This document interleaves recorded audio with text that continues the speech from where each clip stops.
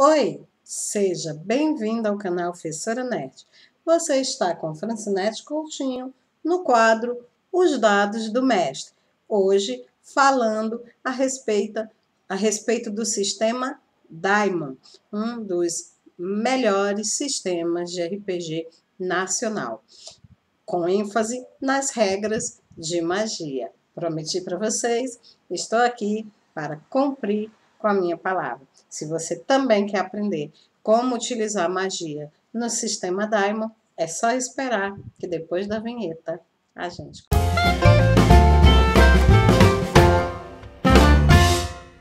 Se é a sua primeira vez aqui no nosso canal e você nem faz ideia do que seja RPG de mesa, eu vou explicar para você. RPG é a sigla em inglês de Role Play Games, ou seja, jogo de interpretação de papéis. É um jogo onde um grupo de amigos se reúnem para criarem uma história, uma construção coletiva de uma história. Nesse grupo existe um narrador que será responsável por criar o cenário, as regras do mundo, escolher o sistema, né, que será utilizado, a ambientação, e também propor os desafios que serão superados pelos jogadores, além, é claro, também de julgar quaisquer desavenças que haja durante a construção da história.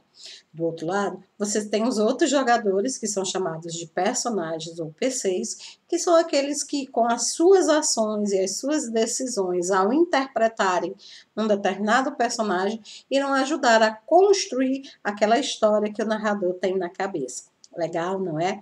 Mas para tudo isso, eles precisam de um sistema de regras. É por isso que os dados do mestre, ele é um quadro especial para pessoas que querem aprender novos sistemas de RPG de mesa. Aqui eu passo detalhe por detalhe de cada um dos sistemas que são trabalhados. Hoje, nós vamos dar sequência ao estudo do sistema Daimon, que é um sistema desenvolvido por Marcelo Deldébio e Norso Bútrio, editado pela editora Daimon. É um sistema brasileiro que está em vigor desde os anos 90, é um sistema bastante conhecido aqui no Brasil, tá certo? Ele foi inicialmente criado para ambientar histórias de terror sobrenatural, né? Mas por ser um sistema genérico, com algumas necessidades, não é necessidade a palavra, gente, com algumas modificações, pode ser ambientado para qualquer tipo de cenário. Esse não é o primeiro vídeo sobre o sistema Daimon, eu já fiz outros, né? Falei sobre a criação de personagens, as regras de combate, e vários outros vídeos. Eu vou deixar aqui no card o link para que você vá lá na playlist e conheça os outros vídeos a respeito do sistema Daimon. Hoje nós vamos falar a respeito das regras de magia para o sistema Daimon. Então, se você já conhece o sistema Daimon, mas sempre teve dificuldade apenas com a parte de magia, fica aqui comigo, a partir daqui você já pode assistir. Mas se você não conhece o sistema Daimon e deseja conhecer, é necessário que você vá lá na playlist ver os outros vídeos que eu deixei lá, tá ok? Beleza? Então, vamos seguir em frente, né? Vamos destrinchar tudo que existe para saber a respeito de magia no sistema Daimon. Vem comigo, então. Então, vamos lá. Bom, pessoal, antes da gente começar propriamente a falar a respeito de magia no sistema Daimon, eu queria aproveitar para falar para vocês que eu estive recentemente no podcast Ponto 2, né? Queria agradecer o convite do meu amigo Wesley e do Jean Rodrigo. Vou deixar o link, tá, para o podcast aqui na descrição desse vídeo, para vocês irem lá dar uma olhada, né? Foi um bate-papo muito legal, muito divertido. Então vão lá, gente, dar uma olhadinha no podcast, tá? E por favor, divulguem nas suas redes sociais para que outras pessoas também possam ter acesso, tá, a esse podcast. Voltando aqui então para o mundo do que é magia, né? O que é magia em Daimon, né? Eu dividi esses vídeos, gente, em 3 etapas, tá? Eu gostaria muito de poder fazer um vídeo apenas falando sobre magia, mas ele deveria ter pelo menos umas 2 a 3 horas de duração, porque, como vocês bem sabem, magia em qualquer sistema é sempre a parte mais difícil, né? Porque é a parte que menos tem a ver, assim, com a nossa realidade, né? O nosso universo não existe magia, né? No nosso mundo real não existe assim magia. Então, é 100% imaginativo e por isso mesmo as regras elas são bem mais rígidas, né? Porque senão, se você liberar magia com muita facilidade, você desconstrói qualquer sistema de RPG. Principalmente, imagine então um sistema que é um sistema que foi inicialmente criado para ambientar histórias de terror sobrenatural, né? Então, como é que vai haver terror se o mago faz uma magia e mata a criatura sobrenatural com um gasto de, né, de 1 ou 2 magias apenas, rapidamente, né? Então, a magia ela tem que ser utilizada em Daimon com um certo critério. E também em todo qualquer sistema, né? Se você liberar facilidade demais para os magos, eles vão desbalancear com certeza a sua campanha. Então, narrador, novato, que está iniciando agora, fica essa ressalva.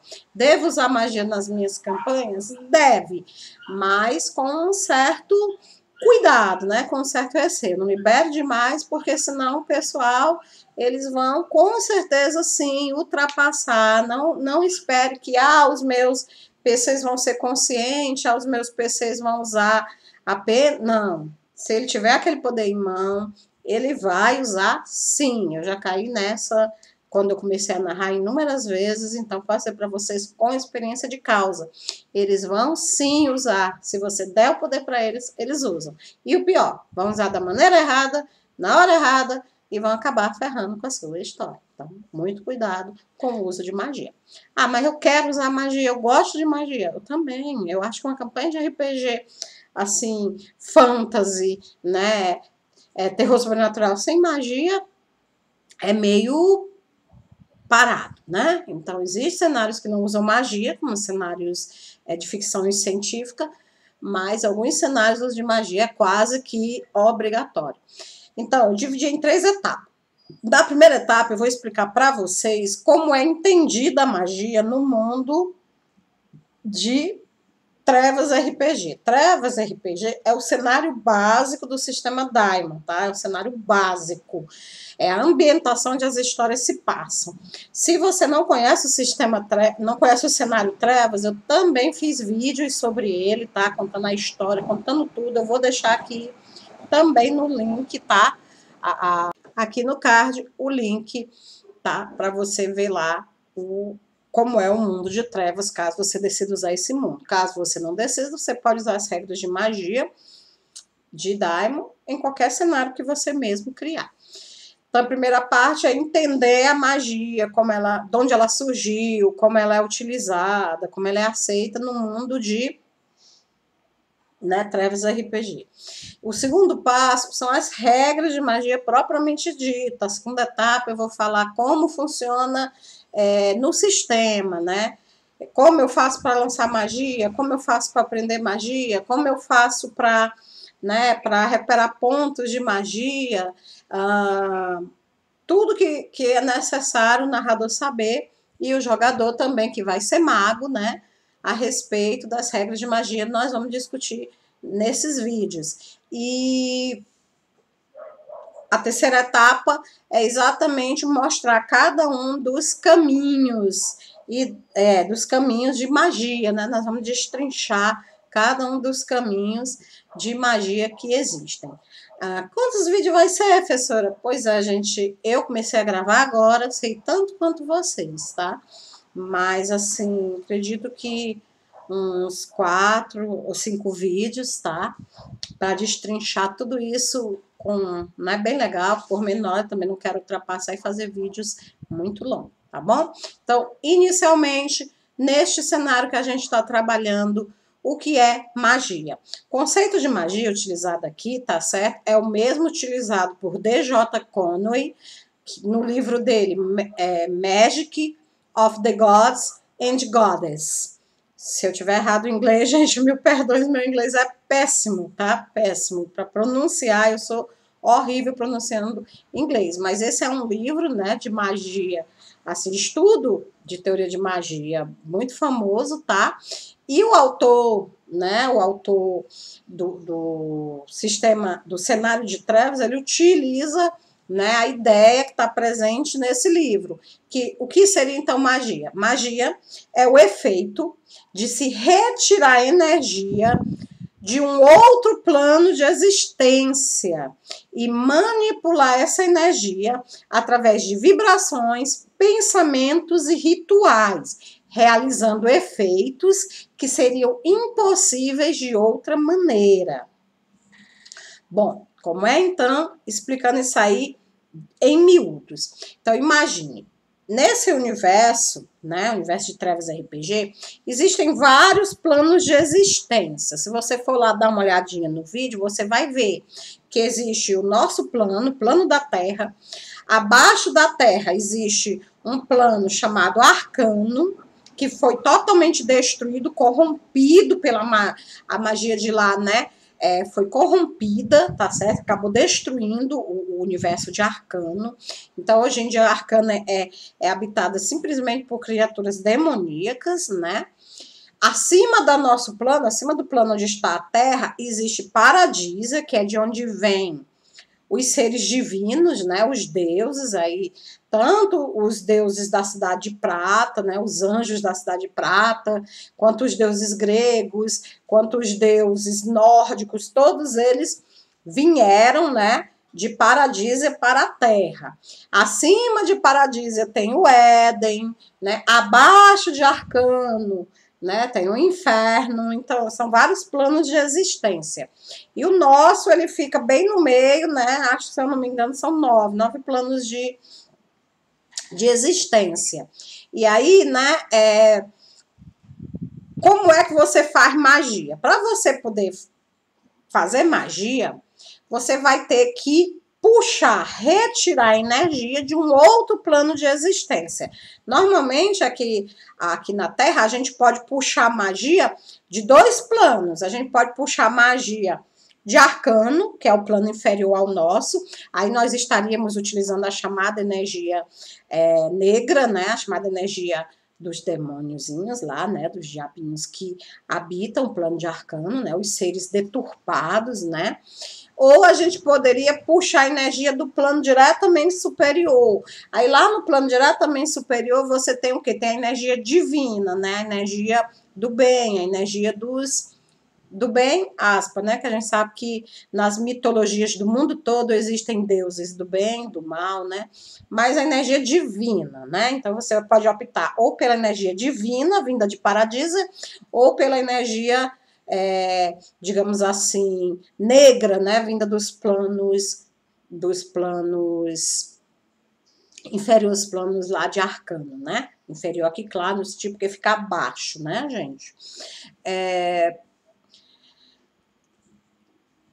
Outra coisa, assim, né, interessante é que como é que eu faço para sugar essa energia, né? Eu sugo essa energia através de vibrações, né? Usando um cristal, usando uma pedra,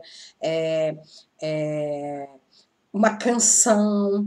Eu posso usar também através de pensamento, né? A chamada forma pensamento. Eu vou mentalizar, eu vou materializar aquele pensamento. Ou através de rituais. Rituais são como se fossem pequenas receitas, né? Pequenas fórmulas mágicas que nos permitem drenar esse tipo de energia. Tanto as vibrações, como os pensamentos, como os rituais também vão receber o nome de chaves místicas, tá? Chaves místicas ou fetiches, né? Alguns cenários chamam de fetiche. Os fetiches ou as chaves místicas são essas vibrações, pensamentos e rituais que permitem ao mago, né, ao estudioso de magia, absorver, retirar energia desses planos de existência que estão acima ou abaixo de nós, tá? E ao conseguir essa energia, ele vai utilizar essa energia para quê? para realizar determinados efeitos que de outra forma ele não poderia fazer. Então imagine que o mago está com fome agora, ele quer comer uma maçã. Então ele começa todo um ritual lá, um processo para quê? Para absorver energia de um plano qualquer e fazer com que a maçã que ele está imaginando, que ele está mentalizando, se manifeste, crie forma, crie vida no mundo onde ele se encontra. Eu sei que é um exemplo, uma maçã, o cara vai perder tempo, era só ir ali na esquina e comprar maçã, professora. Pois é, mas imagine que ele está no meio de um deserto, né? Imagine que ele está num local onde não tem maçã, um planeta, está num outro planeta e não tem maçã, né? Então, mas aí foi só o exemplo da maçã. Claro, evidentemente, que a magia pode ser utilizada para inúmeras coisas, né? Ela pode ser utilizada para realizar ataques, ela pode ser utilizada para encantar objetos e assim tornar eles dotados de determinadas habilidades, ela pode ser utilizada para defesa, ela pode ser utilizada, inclusive, para dar vida a seres inanimados, para ressuscitar, quer dizer, a gama de magias que pode ser utilizada nesse mundo imaginário, né, inúmeras, né, então, é bem ampla a utilização da magia. Agora, em Daimon, né, essa magia, ela é difícil de ser acessada. Existem outros cenários onde a magia é mais prática, é mais fácil de ser acessada. Aqui ela é um pouco mais difícil. Estudar magia nesse cenário, gente, é complexo. Eu não vou mentir para vocês, não vou dizer que é fácil, porque realmente não é. Estudar magia nesse sistema é complexo. Mas, gente, de verdade, tá? Sem querer exagerar, nem puxar brasa para minha sardinha, pois vocês sabem que eu comecei a jogar nesse sistema, sabe que eu tenho paixão pelo esse sistema. Mas, independente de tudo isso, eu digo para vocês com total profissionalismo, a magia de Daimon é uma das mais belas, mais elegantes e mais requintadas que eu já vi. Eu não conheço outra. Se alguém conhecer uma, por favor, bota aí nos comentários que eu adoraria conhecer melhor. Na maioria dos sistemas, a magia ela é o quê? É apenas como se fosse qualquer outra vantagem, qualquer outro poder. Você tem uma lista de vantagens, você vai comprando. Aqui não. Aqui em Daimon, a magia é bela, ela é elegante, ela pode ser tudo que você quiser imaginar. Você realmente, se você seguir o que tem para seguir no sistema, você vai realmente se sentir fazendo magia. Então, você vai realmente se sentir como se o seu personagem realmente fosse um mago, tá? Então, é muito elegante, muito bela e também, evidentemente, que por ser elegante e bela, ela acaba se tornando muito complexa e difícil de ser, às vezes, entendida, né? Então, vamos lá. Agora que a gente já sabe o que é magia, magia é o efeito de se retirar a energia de um plano de existência, manipulando essa energia através de chaves místicas para realizar um efeito qualquer, né? Um efeito que você deseja, tá bom? No sistema Daimon, né? No reino de trevas, a magia, ela vem, né, através dos planos de existência por conta da existência da Cabala. A Cabala, também conhecida como árvore da vida, né, ela é uma árvore, tá certo? Que ela liga, né, os demais planos de existência e ela faz com que a magia flua de um plano de existência para o outro, tá certo? Quando a árvore da vida ela foi descoberta, né? Ela foi descoberta pelos anjos da Cidade de Prata, o Demiurgo, né? Que é o deus criador da Cidade de Prata, ele enviou, né? Enviou 10 Sephirotes, tá? Anjos, né? Para estudarem a árvore da vida e assim poderem aprender, né? Mais a respeito da magia nos planos existenciais. Então, essa é a tradição cabalística, né, na cultura ocidental, a chamada cabala judaica. Segundo ela, foram os anjos da Cidade de Prata que foram lá, estudaram, aprenderam os detalhes, né, a respeito da cabala. Existe uma outra tradição? Existe a chamada cabala hermética, né, que diz que foi Hermes e os seus anjos que acabaram indo lá, né, estudar, tá, estudar a árvore da vida. A cabala hermética já é mais ligada à ideia dos deuses nórdicos, né? Lá ela recebe um nome especial, ela lá não é conhecida nem como cabala, nem como árvore da vida, lá ela é conhecida como Yggdrasil, né? Mas a ideia de que ela é realmente uma árvore ligando as diversas, né, os diversos planos de existência é a mesma em ambas as duas tradições, tá? Então, essas são as duas tradições cabalísticas. E o nosso cenário hipotético, ele é montado em cima dessas duas tradições, né? A judaica e também a hermética, tá? Ambas as doutrinas possuem muito em comum, né? Inclusive o nome dos deuses, né?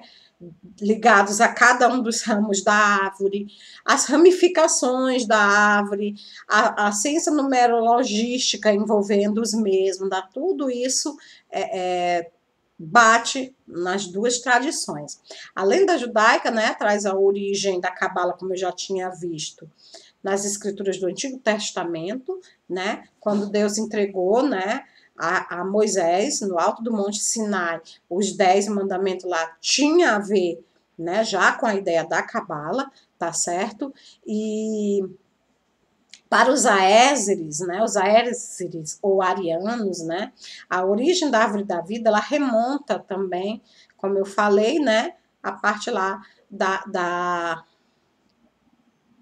Yggdrasil, né? Os aéseres seriam os deuses, né, do mundo nórdico.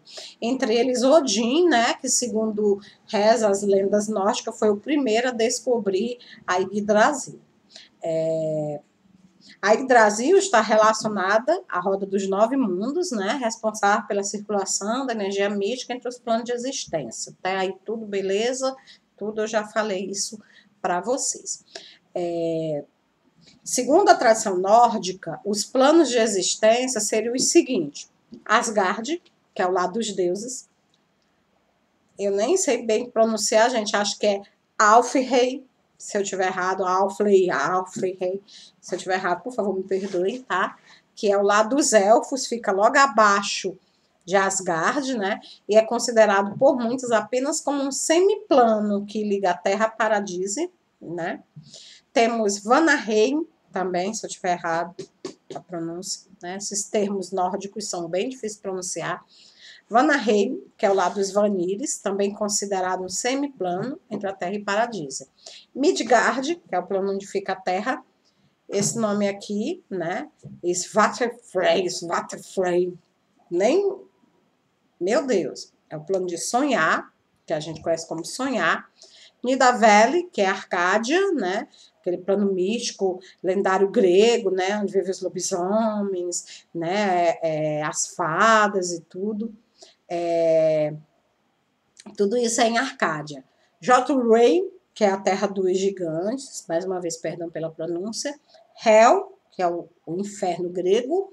Arcano, né? Que é aquele subplano que eu falei que fica abaixo do subplano da Terra, né, onde a magia foi contaminada e tudo, e Niflheim, que seria o inferno, né, não confundir com inferno, tá? Inferno é o réu, lá, né, onde Lúcifer e seus anjos foram lançados. Inferno é um plano inferior arcano, um plano ainda mais deturpado, ainda mais sinistro, mais corrompido do que o próprio plano de arcano. Tá?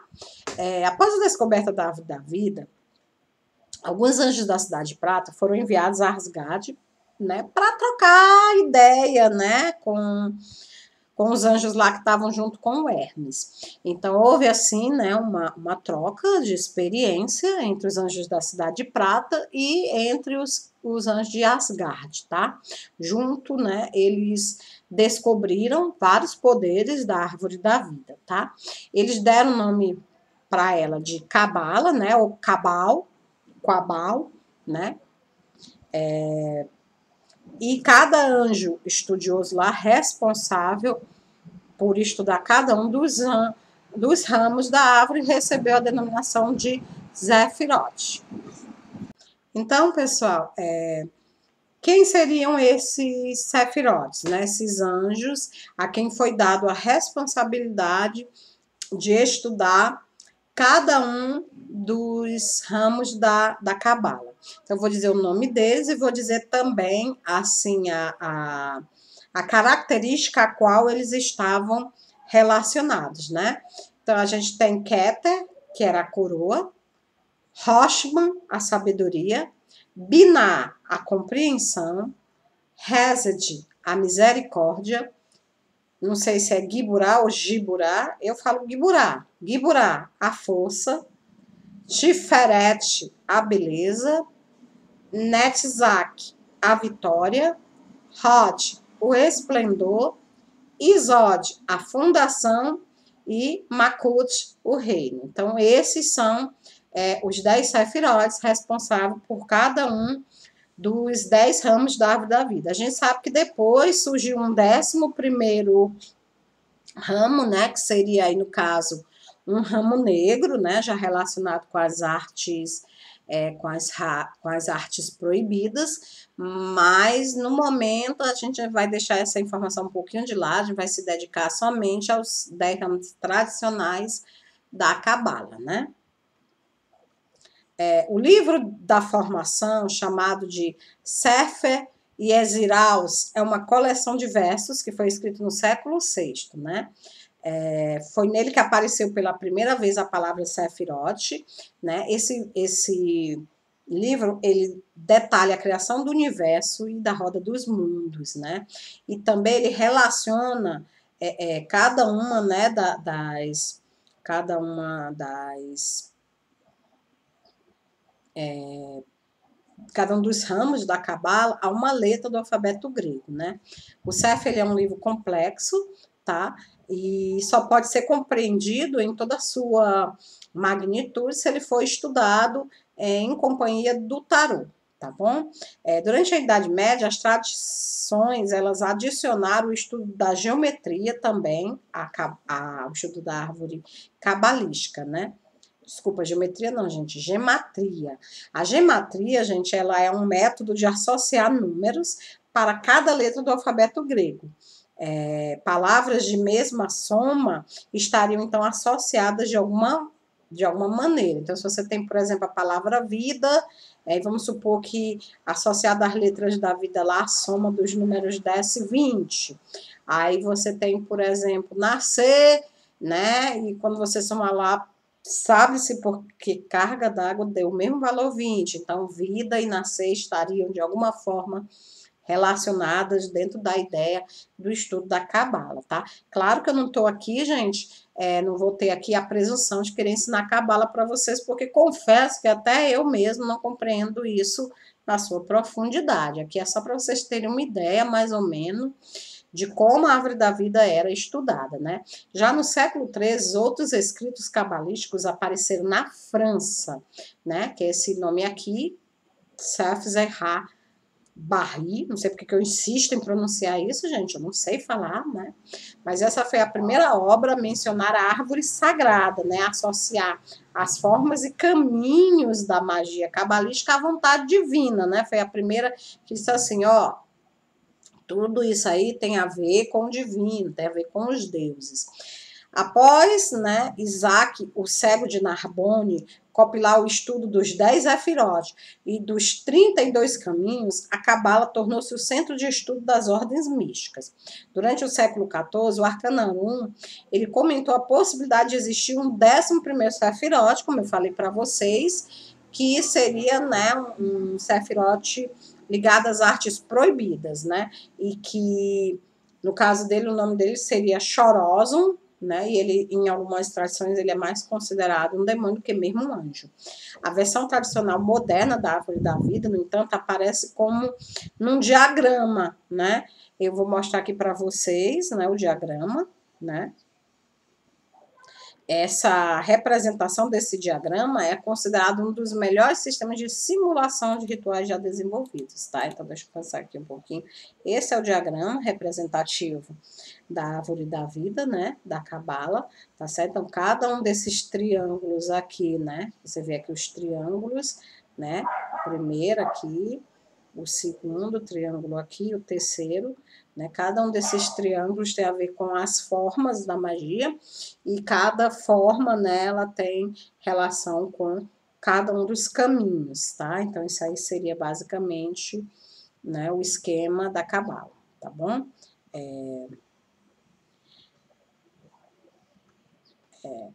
Então, vamos seguir à frente, vamos falar a respeito dos triângulos e as formas, né? A Cabala está dividida em 3 triângulos, como eu mostrei para vocês lá no desenho, cada um compreendendo 3 sefirot. Então, se a gente voltar aqui no desenho, mais uma vez, então, cada um desses círculos aqui, ó, tá aqui o primeiro triângulo, e cada um desses círculos aqui é um sefirote, tá? É uma área estudada por um sefirote. Aí aqui você tem outro triângulo, né? E cada um deles, ó, ocupado também por um sefirote. O último triângulo aqui, né? Ó, o último triângulo também. E o 10º sefirote, que ele não faz parte de nenhum triângulo, nós vamos falar sobre ele um pouquinho mais lá pra frente. Então, vamos lá. Então, só dividido em 3 triângulos, tá? Cada triângulo compreendendo 3 sefirotes, você vai ter 3 vezes 3, um total de 9 sefirotes aí, abrangindo entre os 3 triângulos. Ah, mas são 10? São 10, nós vamos já falar sobre o 10º, tá bom? Esse estudo, ele começou no século 14, né? John Dee foi um dos grandes estudiosos, né, que começou a ver essa questão dos triângulos, dos caminhos, das formas de magia, tá certo? E foi ele também quem falou a primeira vez das chamadas chaves enoquianas ou chaves prateadas. Elas recebem esse nome porque elas foram criadas, foram desenvolvidas pelos anjos da cidade de prata, né? As chaves enoquianas ou chaves prateadas nada mais são do que rituais, vibrações, fetiches criados, desenvolvidos pelos anjos de prata e que permitem, né, acessar a magia através dos ramos, né, do estudo dos ramos da Cabala, através, né, da engrenagem da roda dos mundos. Então, cada um dos triângulos ele tem um nome. O primeiro triângulo é o triângulo criar, tá? Também chamado triângulo da criação. E esse triângulo, né, nesse primeiro triângulo, cada vértice tem um sefirote, como eu falei para vocês anteriormente, e os sefirotes que estão relacionados ao triângulo da criação são Keter, Roshman e Binah. Se a gente voltar aqui um pouquinho, vai ver o que cada um deles representa. Keter é a coroa, Roshman, a sabedoria, e Binah, a compreensão. A coroa, a sabedoria e a compreensão são os sefirot que fazem parte do primeiro triângulo, né? O Keter, ele está relacionado aos deuses da criação propriamente dita, tá? Aqueles deuses que eles fazem surgir os universos, os mundos, e fazem surgir também as regras relacionadas a esses mundos, né? O que cada um desses mundos deve seguir, o certo, né? Para cada um desses mundos. Eles são os deuses criadores no sentido universal, né? No sentido de universo. Entre os deuses, né, que estão relacionados, né, com Keter, estão relacionados com a coroa, né, aqueles deuses que tiram o seu poder, né, do ramo que Keter defende, nós temos aqui Metraton, né, que é da cultura judaica, né, tido como o deus lá responsável pelo Jardim do Éden. Temos Imi, da cultura nórdica, né, o pai dos gigantes. Cronos e Gaia, né, que são respectivamente o tempo e a terra da cultura grega. Brahma e Shiva, né, Brahma, o criador, e Shiva, né, a destruidora da cultura hindu. Então, todos esses deuses, eles retiram o seu poder da coroa, né? Retiram seus poderes do ramo da árvore da vida relacionada a Keter. Já Roshman, né? Roshman é a força, como a gente viu, representa os deuses paternos, né? Aqueles deuses que são os detentores do poder patriarcal, os deuses pais, os deuses criadores das raças inteligentes, aqueles deuses, né, que buscam a adoração, né, dos seus filhos.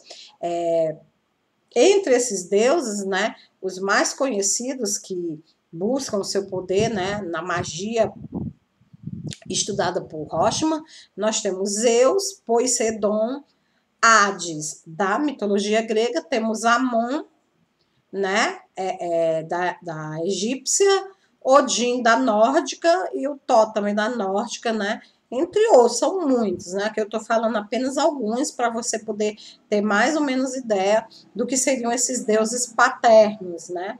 Já na compreensão binar, né, nós temos a presença da mãe celestial, né, os poderes do matriarcado, né, são as deusas da criação feminina, né, as esposas, companheiras, mães dos deuses patriarcais lá de Rothman. Então, essas deusas do matriarcado, essas deusas celestiais, elas tiram, né, extraem o seu poder divino do ramo que é protegido por Binar.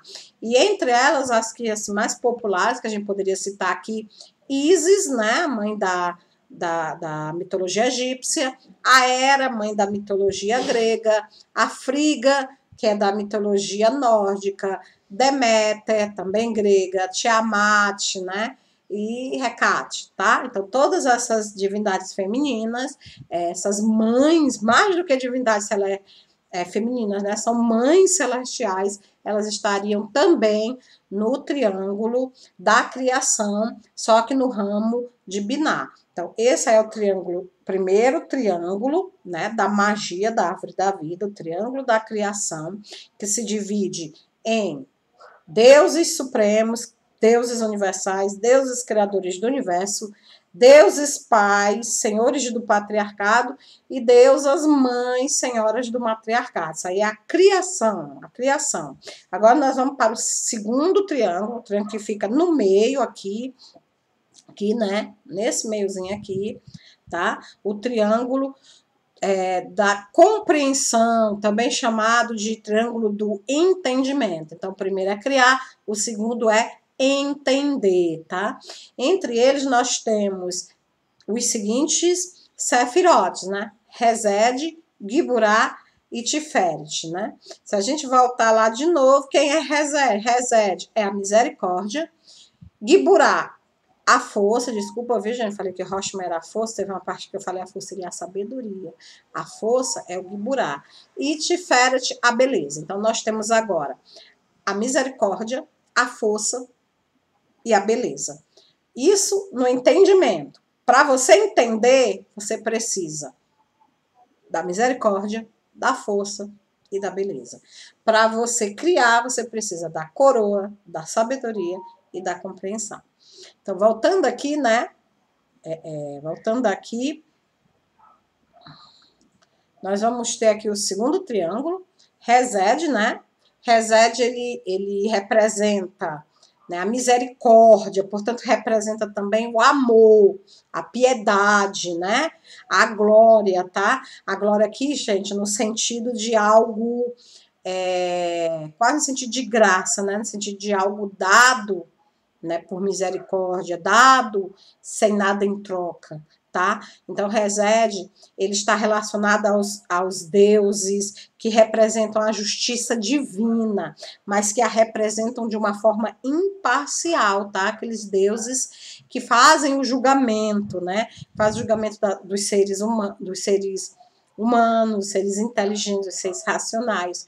Entre eles, nós podemos citar Forset, que eu não sei qual é aqui a mitologia, Heidal, que é nórdico, Asnorn, né, também nórdica, Ti, nórdico, aí temos Osíris, egípcio, Brahma, né, mas cuidado, viu, gente, Brahma, ele possui várias faces, aqui nós estamos falando da face justa de Brahma, né, e Brahma, ele é da mitologia indiana, né, entre outros, então, esse aí, Resed é a misericórdia, ou seja, o amor, a piedade, é o Deus relacionado à justiça divina, realizada de forma imparcial. Segundo Guiburá, que é a força, né? Mas é a força, gente, através da justiça, não através da guerra, tá? Ele representa, sim, os deuses da guerra e das batalhas em todas as principais culturas, mas ele está mais relacionado, assim, à ideia realmente de que essa guerra ela seja motivada para alcançar preceitos de justiça, né? Entre os deuses que estão relacionados a Guiburá, que retiram o seu poder lá do ramo da árvore da vida estudado por Guiburá, nós teríamos Thor, né, da mitologia nórdica, Ares e Hefastos da grega, Kali, né, a Kali da mitologia indiana, Horus é egípcio, entre outros, tá? Então, esses deuses eles estão relacionados à força. E agora, Tiferet, ou a beleza, né? Ela é o Sefirote que representa o amor, a harmonia e a majestade. A ela estão relacionados os chamados deuses solares, deuses iluminados, deuses curandeiros, tá? Aqueles deuses que trazem a vida, trazem o sol, né, para as civilizações humanas. Então, nós podemos citar Osíris, Apolo, Hélios, Adonis, Bram, Amaterasu, Mitras, entre outros, né? Osíris, Apolo e Hélios são grego, né? Adonis também é grego. Bram, eu não me lembro agora qual é a mitologia. Amaterasu, a mitologia japonesa, e Mitras, que é a mitologia grega, entre outras, né? Então, esses aí são os deuses relacionados à beleza, né? Relacionados a Tiferet. Esse encerra o nosso segundo triângulo, que é o triângulo do que? É o triângulo do entender, tá? Por último, nós temos o último e terceiro triângulo, esse triângulo que fica aqui embaixo, que é o triângulo controlar, tá? Controlar. Os Sefirot relacionados ao triângulo controlar são Netzah, que é a vitória, Hod e Zod, que eu não me lembro agora. Hod, acho que é a fundação. Não, Hod é o esplendor, e Zod é a fundação. Hod é o esplendor, Zod é a fundação, e Netzah, que é a vitória, né? Esses são os três últimos Sefirotes estudiosos lá do poder da Cabala. Netzach, né, como ela representa a vitória, ele representa também a conquista através da sedução. Estranho, né? Pensei que você deve pensar, a sedução deve estar relacionada a Tiferet, porque ela é a beleza, mas não. A sedução, né? Os deuses e deusas que utilizam o amor sensual, né? O amor através de sedução, estão relacionados a Netzach, o Sefirot da vitória. Entre eles, a gente pode citar a grega Afrodite, a egípcia Hathor, né? Ishtar, que eu acho, se não me fala a memória, judaica, Nike, que é também grega, e Seridion, que essa eu não me lembro de onde é. Essas divindades, todas elas estão relacionadas à sedução, ao amor sensual, né? O amor, não necessariamente à fertilidade, viu, gente? Mas ao amor sexual em si mesmo. Temos Hod, que é o esplendor, né? E o controle também através da verdade. Os deuses relacionados a Hod, né? São professores ou mensageiros, como Brage, Hermes, Anubis e Ogma, tá? No caso aqui, eu só sei o Anubis, que é egípcio, e o Hermes é grego, tá, gente? Desculpa, mas é muita divindade, não dá para lembrar de todos eles de cor, não, né? E temos o Isod, que representa o controle através da ilusão e dos encantamentos. São aqueles deuses lunares e mais relacionados à magia. Olha aí que Isod, né?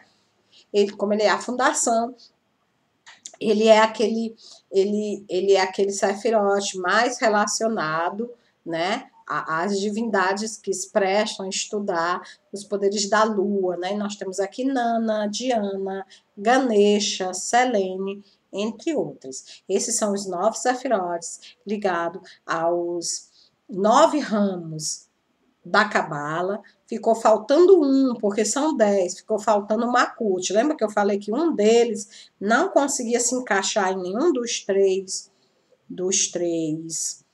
triângulos? Pois esse é o Makut. O Makut, ele não se encaixou em nenhum dos 3 triângulos. Ele estuda um ramo que acaba sofrendo influência de todos os outros. É como se todos os outros ramos da cabala incidissem sobre aquele ramo que é protegido por Makut.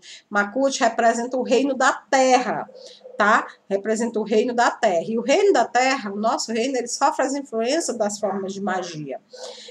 Makut, ele governa os caminhos em suas formas mais básicas e primitivas. Ele não tem a ver com a parte, digamos assim, didática, né? Digamos assim, com a teoria, mas sim com a prática, né? A base mais primitiva, mais real dos caminhos de magia. E estão relacionados a Makut exatamente os deuses da fertilidade, que foram os únicos que ficaram de fora, né? Então, nós temos como deuses da fertilidade a Freia, que é da cultura nórdica, Marduk, que me falha a memória agora se ele é grego ou se ele é egípcio ou se é nórdico, Cénonos, Deméter, que é grega, né? Entre outros. Então, esses deuses, eles estão relacionados à fertilidade, né? Estão relacionados ao surgimento da vida propriamente dita, e estão também relacionados ao reino da terra, e, consequentemente, estão sobre a influência do ramo que é estudado por Makut. Entre cada um desses Zefirote está um Patlis, acho que é assim que pronuncia. Patlis, que é uma palavra em grego, ó. Isso aqui, né? Que se chama caminho, tá? Então, entre cada um dos Zefirotes lá, um caminho. Num total, gente, de 22 caminhos, tá? Representado. Cada um desses 22 caminhos, ele é guardado por um anjo e representado por uma carta de tarô. Então, as cartas de tarô, elas representam exatamente os 22 caminhos, né? Da árvore da vida.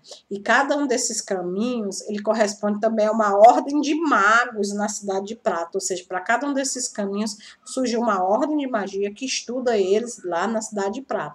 E os 32 arcanos resultantes da árvore deram origem à fundação do que futuramente seria conhecido como Arcano Arcanorum.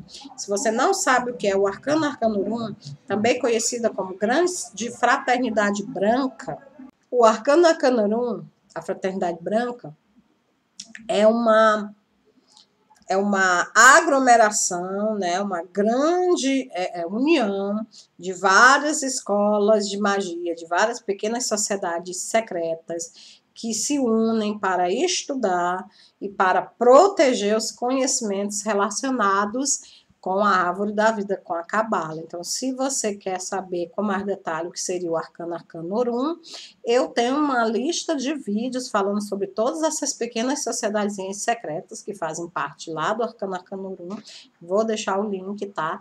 Para você também dar uma olhadinha lá. Então, tem muita coisa legal para você ver sobre, né, sobre o sistema Daimon no meu canal, tá bom? Continuando aqui, tá, gente? A gente falou sobre toda a parte teórica de como a magia ela é entendida, ela é estudada dentro do nosso cenário, né? Do cenário do sistema Daimon. E agora nós vamos para a parte um pouquinho mais prática. Mas, gente, como o nosso tempo já está um pouquinho avançado, eu temo que a gente vai ter que deixar isso para o nosso próximo vídeo. No nosso próximo vídeo, nós vamos falar sobre os tipos de magia, os caminhos de magia e mais algumas coisinhas legais antes da gente entrar nas regras de magia propriamente dita. Te encontro no próximo vídeo. Fica com Deus. Ah, não esquece de se inscrever, ativar o sininho se você for novato. Se você for veterano, por favor, curte, compartilha, tá? Vamos levar esse vídeo para o maior número de pessoas possíveis. E agora sim, fica com Deus e até o nosso próximo vídeo. Tchau.